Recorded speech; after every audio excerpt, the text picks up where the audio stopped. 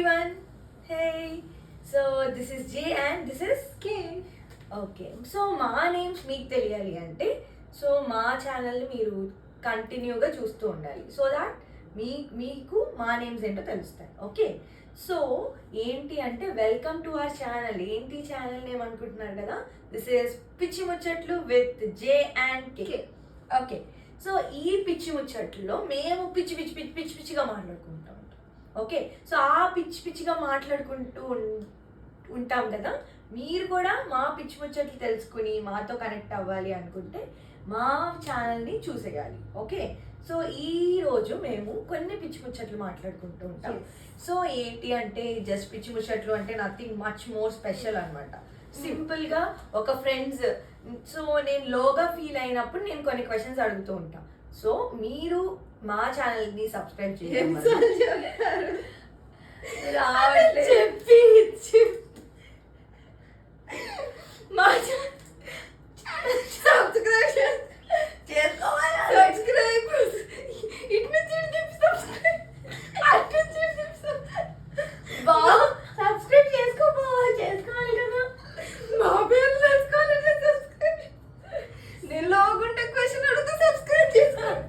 Okay sir మీరు చెప్పండి పిచ్చి ముచ్చట్లు కానీ ఇచ్చారుగా నాకు ఇస్తారుగా.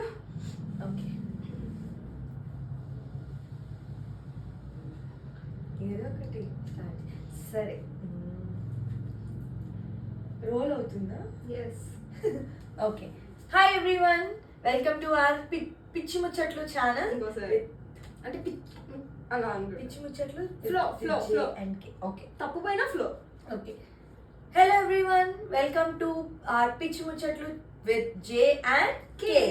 సో ఈ ఛానల్లో మేము పిచ్చి ముచ్చట్లు చెప్తూ ఉంటాం, మీరు వినేయండి. ఓకే. ఈ పిచ్చి ముచ్చట్లలో మీరేం తెలుసుకుంటారు అంటే మీ లైఫ్లో ఏదైతే ప్రాస్పెక్టివ్ ఉందో ఈ ఛానల్ చూడటం వల్ల అది మారుతూ ఉంటుంది.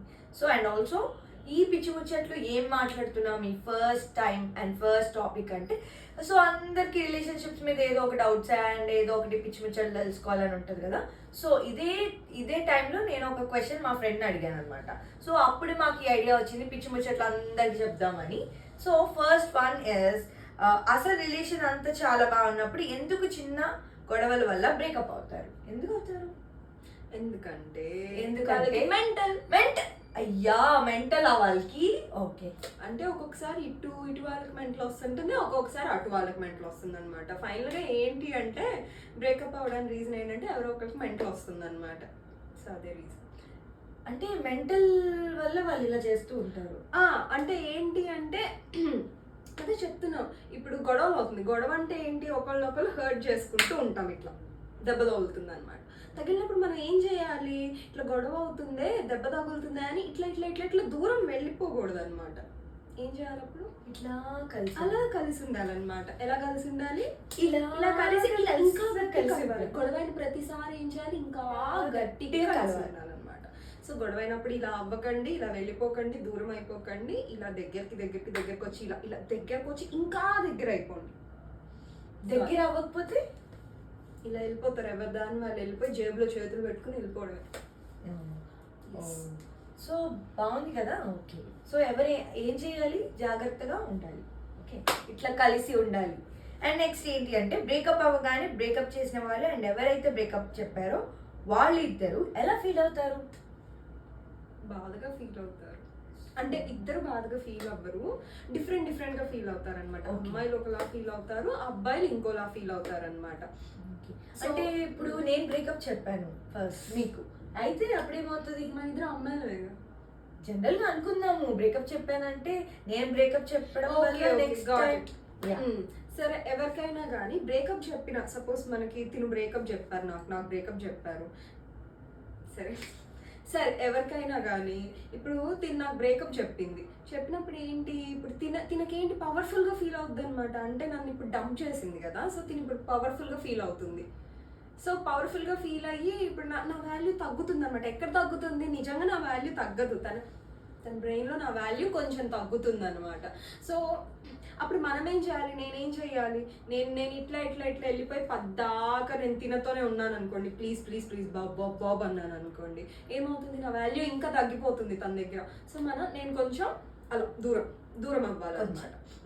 దూరం అవ్వాలి. దూరం అయినప్పుడు అప్పుడు తిన ఏం ఫీల్ అవుతుంది, నన్ను మిస్ అవుతుంది అనమాట. ఈ గ్యాప్లో ఫస్ట్ పవర్ఫుల్గా ఫీల్ అయ్యి రిలీఫ్గా ఫీల్ అయినా కానీ కొన్ని డేస్ తర్వాత కొన్ని మంత్స్ తర్వాత అంటే ఒక్కొక్కళ్ళకి ఒక్కొక్క టైం ఫ్రేమ్ ఉంటుంది. సో దాన్ని బట్టి తను మిస్ అవడం స్టార్ట్ అయ్యి మళ్ళీ నా దగ్గరకు అలా దగ్గరగా వస్తుంది అనమాట. దగ్గరకు వస్తుంది. ఇప్పుడు కానీ మనకు అడిగిన క్వశ్చన్ అది కాదు, ఇప్పుడు ఆన్సర్ చెప్తుంది. ఓకే. సో ఎలా ఫీల్ అవుతారు? సపోజ్ తను పవర్ఫుల్గా ఫీల్ అవుతుంది, నేను ఎలా ఫీల్ అవుతా? చాలా లోగా ఫీల్ అవుతా, ఎందుకంటే రిజెక్షన్ కదా ఇది, తన నుంచి నాకు రిజెక్షన్ వచ్చింది.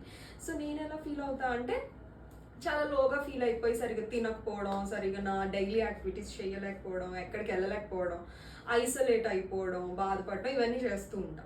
సో నాకేమవుతుందంటే స్లోగా నేను డే బై డే నా బాధ అనేది తగ్గిపోతూ వస్తుంది అనమాట. కొన్ని రోజులు అయిపోయిన తర్వాత నేను ఎలా ఉంటాను, నేను మూవ్ ఆన్ అయిపోతాను అనమాట. కొన్ని రోజుల తర్వాత కష్టమైనా కానీ మూవ్ ఆన్ అయిపోతాను. తనకి ఎలా ఉంటుంది, ఫస్ట్ తను పవర్ఫుల్గా ఫీల్ అయింది, ఉండగా రియాలిటీ హిట్స్ అనమాట తనని.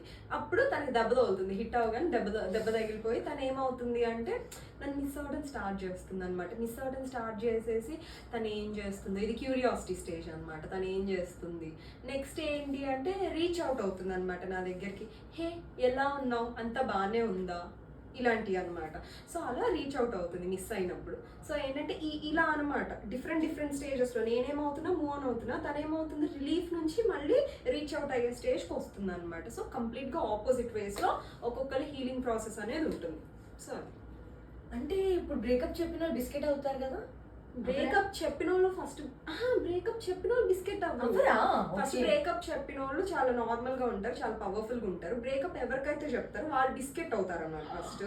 తర్వాత ఎవరు అవుతారు, ఫస్ట్ వీళ్ళు బిస్కెట్ అయిపోయి వీళ్ళు హీల్ అయిపోతారు. తర్వాత చెప్పిన వాళ్ళు క్రీమ్ బిస్కెట్ అవుతారు అనమాట. ఓ అంటే బిస్కెట్ అవడం అనేది కామన్. ఓకే, వీళ్ళు క్రీమ్ బిస్కెట్ అవుతారు. అది ఇంకా ఘోరం అన్నమాట.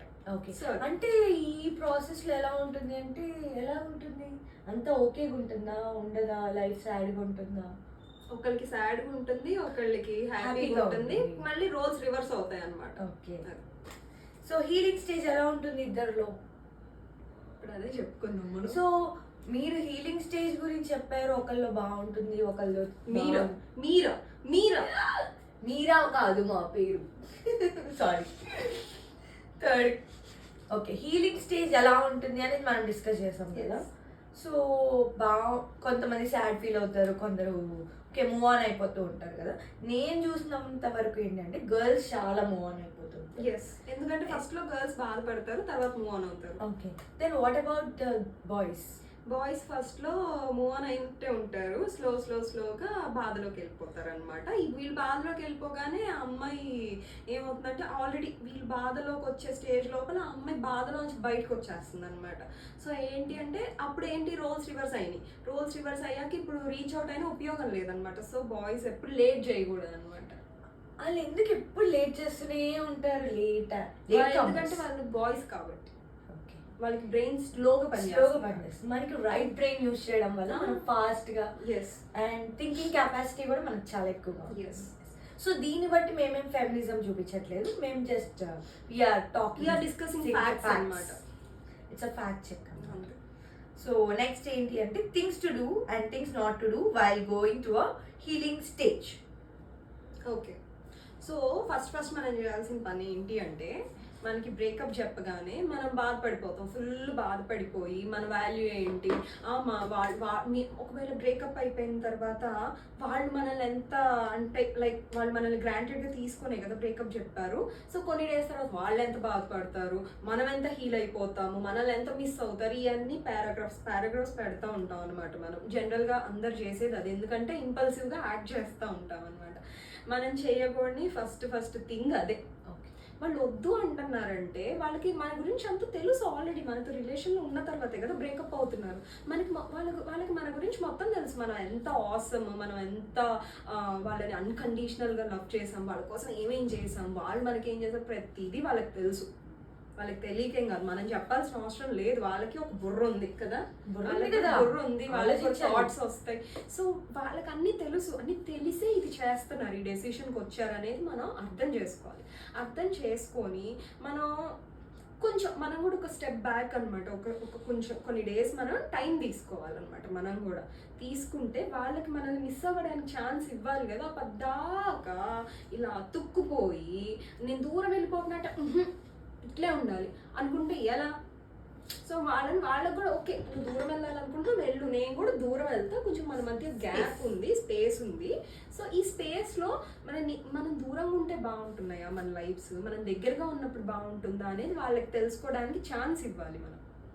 సో ఆ ఛాన్స్ ఇచ్చినప్పుడే వాళ్ళు నిజంగా మెచ్యూర్డ్ ఇనఫ్, మన వాల్యూ నిజంగా వాళ్ళు మిస్ అవుతున్నారు అనుకున్నప్పుడు వాళ్ళు మన దగ్గరికి మళ్ళీ రీచ్ అవుట్ అవుతారు అనమాట. అది కూడా హెల్దీ వేస్లో రీచ్ అవుట్ అవ్వాలి. ఎలా పడితే అలా లాస్ట్ టైం లాగా గ్రాంటెడ్గా తీసుకున్నట్టు వస్తే ఉపయోగమే లేదు, రిలేషన్ ఉపయోగమే ఉండదు. అంతే, ఉపయోగం లేని పనులు వాళ్ళు చేస్తూ ఉంటారు. మనం వాటిని చేయనిస్తూ ఉంటాం అనమాట. అలా చేయనియొద్దు. అలా చేయనిచ్చడం వల్ల ఏమవుతుంది అంటే మన మైండ్ సెట్ అన్నీ చాలా కష్టంగా ఉంటాయి. సో మన డే టు డే లైఫ్ కూడా we can't lead. And so ఇలా కంటిన్యూ అయితే it might lead to depression కదా. అంతే. అండ్ ఇలాంటి పనులన్నీ చేసేస్తారు, బ్రేకప్ చెప్పేస్తారు, అన్నీ అయిపోతాయి. అండ్ తర్వాత ఏడుస్తూ ఉంటారు ఎవరైనా సరే కదా. అంతే. సో ఇలాంటివి చేయకుండా ఏం చేయాలి? అప్పుడు ఏం చేయాలి? ఒక అడ్వైజ్ ఇవ్వండి. ఎస్, ఏం చేయాలి అంటే ఫస్ట్ థింగ్ మనం ఆల్రెడీ డిస్కస్ చేసాము. వాళ్ళు వద్దు అన్నప్పుడు మనం కూడా ఓకే, వద్దు, నీ డెసిషన్కి నేను రెస్పెక్ట్ ఇస్తున్నాను, వద్దు, నీ స్పేస్ నువ్వు తీసుకో, నువ్వు వస్తావా రావా అనే తర్వాత విషయం, నీ స్పేస్ నువ్వు తీసుకో అని చెప్పి మనం ఎక్కువ మాట్లాడకూడదు అనమాట. అప్పుడు మనం జస్ట్ ఓకే అని చెప్పి వదిలేసేయాలి. సో వాళ్ళకి టైం ఇచ్చాం. ఆ టైంలో మనం ఏం చేయాలి? మనం ఏం చేస్తాం జనరల్గా? మనం ఏం చేస్తాం? లాంగ్ పారాగ్రాఫ్స్ అన్ని చేస్తాం. అది అయిపోయింది. ఆ ప్రాసెస్ అంతా అయిపోయింది. ఇప్పుడు మనం బ్రేకప్ లో ఉన్నాము. మనం ఏం చేస్తాం? ఓ డే మొత్తం పడుకుంటాం, బయటికి వెళ్ళాం, తినాం, తాగాం, హెల్త్ పాడు చేసుకుంటాం, ఏడుస్తూనే ఉంటాము, సాడ్ సాంగ్స్ వినుకుంటూ. ఇదంతా చెత్త ప్రాసెస్ అనమాట. అసలు అది చేయకూడదు. ఫస్ట్ థింగ్ దానికి కంప్లీట్ ఆపోజిట్ చేయాలి.